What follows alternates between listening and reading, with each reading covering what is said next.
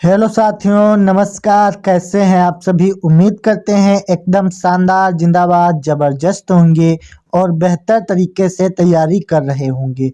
दोस्तों, बोर्ड परीक्षा की दृष्टि से किरचॉफ के नियम बहुत ज़्यादा इम्पोर्टेंट हैं और लगभग लगभग हर बार ये आपसे पूछे ही जाते हैं। ठीक है, इस पर आपको 10 नंबर का क्वेश्चन मिलता है। एक तो आपको ये किरचॉफ के नियम आते हैं और दूसरा यहाँ पर आपके न्यूमेरिकल बहुत ज़्यादा पूछे जाते हैं। ठीक है, तो आज हम आपको 10 नंबर तुरंत 10 मिनट में पक्के करवाने वाले हैं। तो चलिए वीडियो को स्टार्ट करते हैं। चैनल पर पहली बार आए हो तो सब्सक्राइब कर लीजिएगा ताकि इसी प्रकार की और भी इम्पोर्टेंट वीडियोस आपको मिल सके। ठीक है ना? तो चलिए स्टार्ट करते हैं। वीडियो को लास्ट तक देखना ताकि आपको सब कुछ समझ में आ जाए। बिल्कुल आपके दिल में छाप देंगे ये किरचॉफ के नियम। आज के बाद आप दूसरों को भी पढ़ा दोगे। इस प्रकार से हम आपको समझाने वाले हैं। तो पहला नियम होता है, यानी पहली बात तो ये समझिए, किरचॉफ ने जो नियम दिए वो 2 नियम दिए थे। ठीक है, तो इनके दोनों नियमों को किरचॉफ के नियम बोलते हैं। तो आप एक नियम मत लिखना, दोनों नियम लिखना अगर आ जाए। ठीक है, तो पहला नियम क्या होता है? प्रथम नियम या फिर धारा नियम। आपसे क्वेश्चन पूछा जाता है किरचॉफ का धारा नियम या फिर किरचॉफ का प्रथम नियम, तो दोनों एक ही नियम है। प्रथम नियम को धारा नियम कहते हैं। इसकी परिभाषा क्या होती है समझिए। इसमें कहता है कि किसी वैद्युत परिपथ की किसी भी संधि पर मिलने वाली धाराओं का बीजगणितीय योग शून्य होता है। मतलब संधि क्या होती है, एक बात तो ये समझिए। संधि मतलब होता है जोड़। ठीक है, जैसे दो लोगों की संधि हो गई मतलब दो लोगों का मिलान हो गया। ठीक है, उसी प्रकार से कह रहा है कि किसी वैद्युत परिपथ में किसी भी संधि पर मिलने वाली धाराओं का बीजगणितीय योग शून्य होता है। जैसे ये एक वैद्युत परिपथ है। ठीक है, यहाँ पर देखिए 5 तार हैं, I1, I2, I3, I4, I5, और ये जो संधि है यहाँ पर बिंदु O होता है। ठीक है, इतना क्लियर। इस संधि पर जो ये धाराएं इस तरफ से आएंगी और इस तरफ से बाहर जा रही हैं, यानी इस बिंदु पर ये सभी धाराएं मिल रही हैं। ठीक है, तो जब यहाँ पर मिल रही हैं तो यहाँ पर जो इनका योग होगा वो 0 होता है। ये इसका कहने का तात्पर्य है, ये इसका नियम है। मतलब कह रहा है कि जहाँ पर ये धाराएं मिलती हैं, यानी जिस बिंदु पर ये मिलती हैं उसी पर यहाँ पर धाराओं का योग जो होगा वो शून्य होगा। ये कहने का तात्पर्य है। जैसे इसका सूत्र होता है सिग्मा आई बराबर 0। सिग्मा का मतलब होता है बीजगणितीय योग।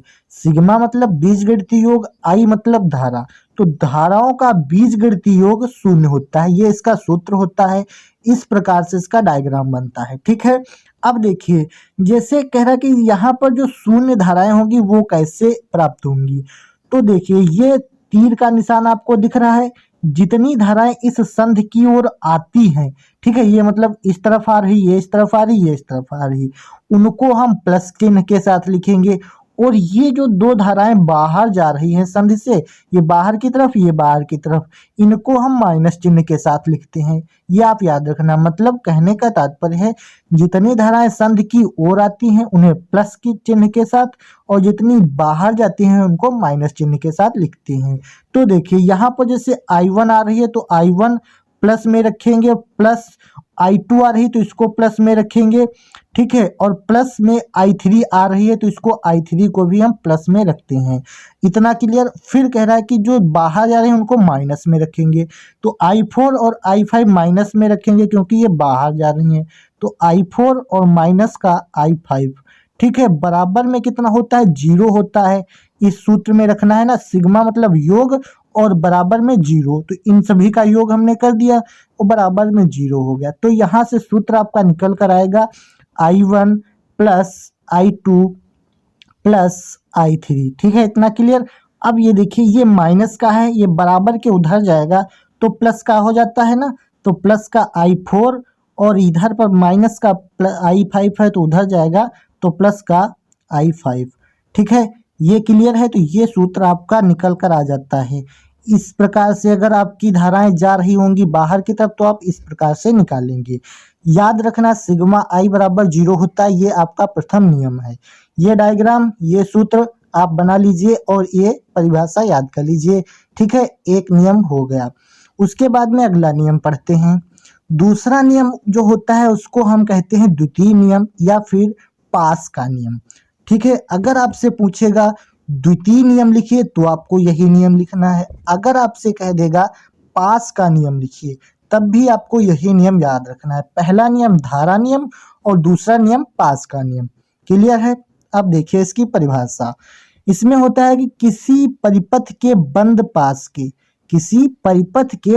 पास के विभिन्न खंडों में बहने वाली धारा तथा उसके संगत प्रतिरोधों के गुणनफल का बीजगणितीय योग पास में लगने वाले विद्युत वाहक बलों के योग के बराबर होता है। ठीक है, कह रहा है मतलब उसके जो खंड हैं उन खंडों में बहने वाली धारा तथा उसके संगत प्रतिरोध, मतलब प्रतिरोध और धारा का जो बीजगणितीय योग होगा वो क्या होगा, उसमें लगने वाले विद्युत वाहक बलों के योग के बराबर होता है। देखिए जरा, ये सूत्र होता है सिग्मा आई आर बराबर सिग्मा ई। ये कैसे समझेंगे? देखिए, सिग्मा का मतलब बीजगणितीय योग, आई मतलब धारा, आर मतलब प्रतिरोध। अब देखिए, धारा और प्रतिरोध के गुणनफल यानी आई आर है, ये गुणे में है, तो धारा और प्रतिरोध के गुणनफल का बीजगणितीय योग, ठीक है, बीजगणितीय योग जो होगा वो पास में लगने वाले विद्युत वाहक बल ई जो है ये विद्युत वाहक बल है।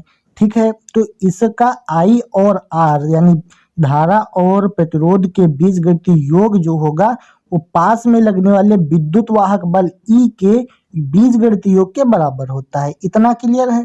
अब देखिए इसका डायग्राम और इसका जो सूत्र निकलता है वो कैसे बनाएंगे। ठीक है, तो यहाँ से देखिए जरा, ये है एक बंद पास। ठीक है, बंद पास का मतलब जहां पर ऐसा परिपथ जहां पर सभी तार आपस में जुड़े हों, यानी पूरा पास जो है बंद होना चाहिए। ठीक है, अब पहला पास ये है और दूसरा पास ये है, यानी कि एक पास ये वाला ऊपर वाला हो गया और एक पास ये नीचे वाला हो गया, लेकिन ये जो बीच में तार है ये दोनों में कॉमन है, इतना याद रखना। ठीक है, तो अब इसमें कैसे हम निकालेंगे सूत्र को वो समझते हैं जरा।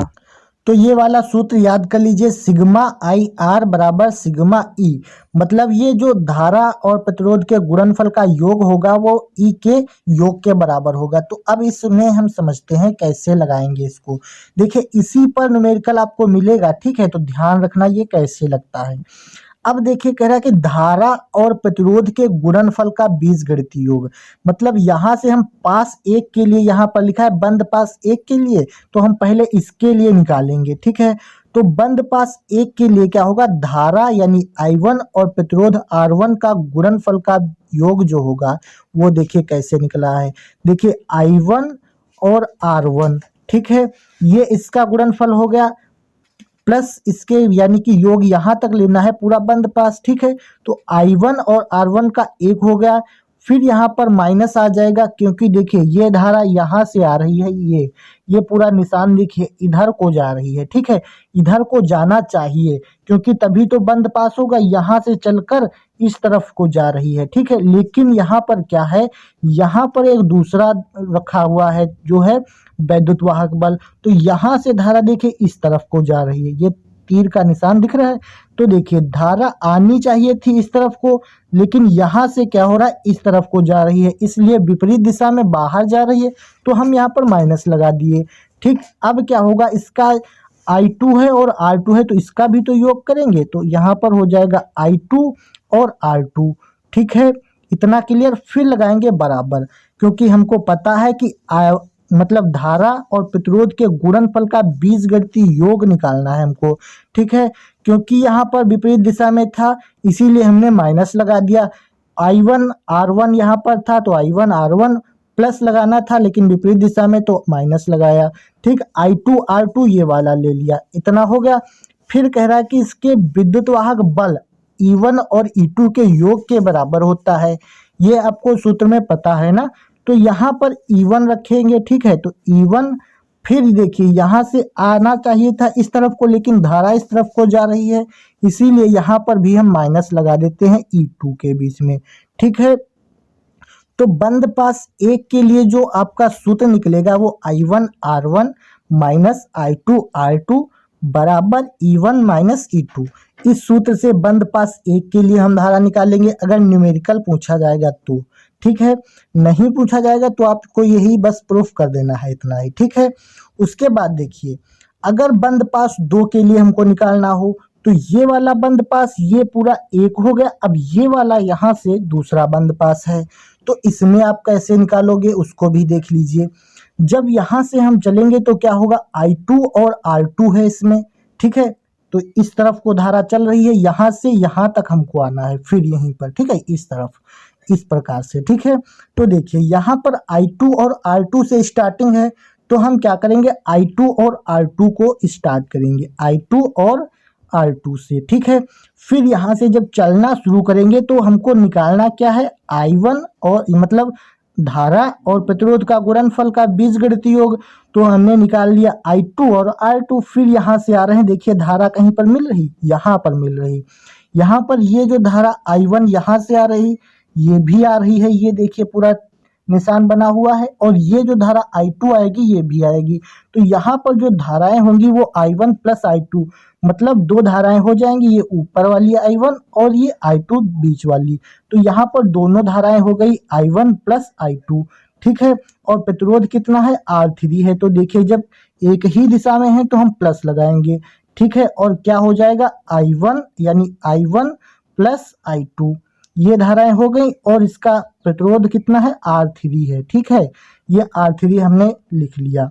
इतना क्लियर है, नहीं समझ में आया फिर से समझिए।